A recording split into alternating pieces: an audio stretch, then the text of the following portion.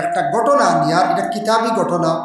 হযরত ওমর আল ফারুক রাদিয়াল্লাহু তাআলা আনহু তান জামানায় তান যখন খলিফা ছিল, খেলাফতি তান মধ্যে ছিল, ওই সময় একটা অঘটন ঘটিছিল। তান এলাকাত এক বাগানও উট গিয়া এক বেটার ফসল সারা খাইলা।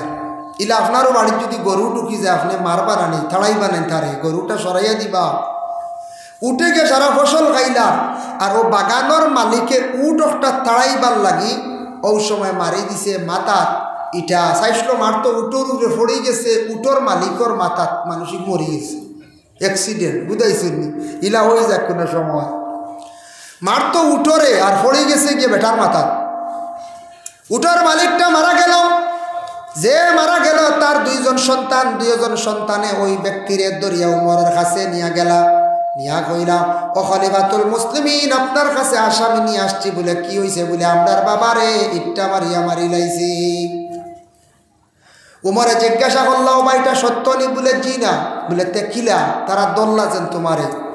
বলে আমি ইচ্ছা স্বাধীন মারছি না। বলে এখানে বলে তান উঠে আমার বাগানোর ফসল খাইলার ক্ষতি করেন, আমি তান উঠরে তাড়াইবার জন্য, তান উঠরে মারার জন্য, সরাইবার জন্য ইট্টা মাসলাম, ভুল বশত গিয়া তারার বাবার মাথাত পড়ে গেছে, মরি গেছ।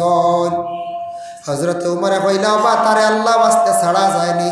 দইয় ভাইয়া উঠিয়া কইলা, না না, বিচার বলা হইতো, হত্যার বদলা হত্যা হইতো, মানে এটা কেসাস আমরা চাইয়ার। উমরে কইলা, বিচার কোনো ম্যাজিস্ট্রেট জলদি করিলাই, গ্রামও একটা ঘটনা হইলে জলদি বিচার হয়ে যায় না, আচ্ছা দমলো দেখিয়া দিয়া একদিন আতো লইতে আমান তো বলা নানি। উমরে কইলা, আসামিও ন থাকো, বিচারি কেন, আমি পরে বিবেচনা করি দেখিয়া। আসামি একটা উঠিয়া কয়, উমর, ও খলিফাতুল মুসলিমিন, আমারে ছাড়িয়া দেন, আমি বাড়ির যাইতাম। বলে এখানে আসামি গেলে আর আইবনি জলদি, কোর্টে আসামিরে বেল আউরি দেন, জামিনদার লাগে নানি। বলে না না, তোমারে ছাড়িয়া দিতাম নাই। বলে এখানে বলে তোমার জামিনদার হওয়া লাগবো, জামিন না পাইলে তোমারে কখনো আমি ছাড়িয়া দিতাম নাই। ও সময় উমরে হওয়ার পরে সে কইল, না আমি গিয়া বাগিতাম না, ঘুরিয়া আবার আপনার খেদমতে আসমু। বলে না, তোমার কিতাব বিশ্বাস করিয়া ছাড়িয়া দিতাম। আচ্ছা খসান তুল খেনে বারবার খালি খস বাড়ির যাইতে। সে তখন উত্তর দিল, কই ভাই, ও উমর, আমার বাড়িতে একটা ভাই আছে, ভাইয়ের কিছু সম্পদ আমার কাছে আমানত আছে, জানি না বিচারের রায় আপনি কি দিবা। যদি মৃত্যুদণ্ডের আদেশ দিলাই আমি তো মারা যাইব, কিন্তু আমার ভাইয়ের সম্পদ আমার কাছে রই যাইব। কতটুকু হকদার মানুষ নেন, হকদার। আমরা ইলা আছি থাকতাম বাড়ি, কোনো বাইয়া চাইবা বাইয়ের সম্পদ ফাজিলনি নেওয়া যায়। হ্যাঁ, কত হক মানুষ। যেমন এই গান শুনছেন, রাসূলুল্লাহর একজন সাহাবী আসলা, যার নাম হলো আবু যর গফারি রাদিয়াল্লাহু তাআলা আনহু। তান শুনিয়া কইলা, উমর, আমি এই ব্যক্তির জামিনদার হই গেলাম। বলে তুমি কিতা দেখিয়া হইলাই? বলে এখন কথা শুনিয়া বালা লাগছে, আপন বাইর সম্পদ সে সমজালির, যার মানুষ খারাপ নাই। ঠিক আছে, দেখিও আসামি যদি আয় না, তুমি টাকা লাগবে বিচারো। উমরে বলে, বলে ঠিক আছে, কোনো বাধা নাই। সময় দেওয়া হয়েছে তার একটা নির্ধারিত সময়।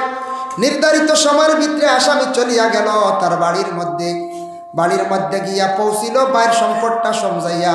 ঠিক বিচারের সময় মতো আইয়া আসামি উপস্থিত হয়ে গেল। গিয়া পৌঁছার সঙ্গে সঙ্গে উমরে আবার বিচার আরম্ভ করছেন। সর্বপ্রথমে তার ট্রিটমেন্ট লইলা, কইলা, বন্দা, তুমি আজকে সত্যভাবে কওসান, তুমি এই ব্যক্তিরে কোন কারণে ইট্টা মারিয়া মারলাই? সে আবার জবাব দে, ও উমর, খোদার কসম, আমি কসম খাইয়া কইয়ার, আমি এই ব্যক্তিরে ইট্টা মারছি না, আমার ভুলবশত তার মাথাত গিয়ে ইটা পড়ে গেছে। গিয়া উমরে আবার কইলা, দুইও বাইরে, সে আবার এক কথা কর, তারে আল্লাহর ওয়াস্তে ছাড়া যায় না নি। ও সময় দুইও বাইর কথা শুনিয়া বালা লাগি গেছে। তারা উঠিয়া কইলা, ও উমর, আমরা দুইও বাইয়ে ইমানি হাইসিয়তে মুসলমান এক ভাই হিসাবে আমরা দুইও বাইয়ে মাফ করিয়া দিলাইলাম। হইতে না হইতে হযরতে উমরে উঠিয়া কইলা, আমিও তারে মাফ দিলাইলাম, কিয়ামতের দিন আল্লাহ তারে ওলা ছাড়ি দিবা, মাফ দিলাইবা। সুবহানাল্লাহ। এর লাগি বিচার হইতো, বিচারটা হক হিসাবে হইতো। কিন্তু দুইও ভাইয়ে দেখছেন নি, মুসলমান এক ভাই, জাতিগত ভাই, ইমানি হাইসিয়তে তারা মাফ দিলাইছেন। আমরার গ্রাম মাঝে মধ্যে ওলা ফসাদ লাগবো, ঝগড়া লাগবো, বাবা দয়া করে আমরা কি করতাম না, এটা বাড়ানি যাইতাম না, যতটুক সম্ভব আমরা চেষ্টা করতাম এটা সমাধান করার।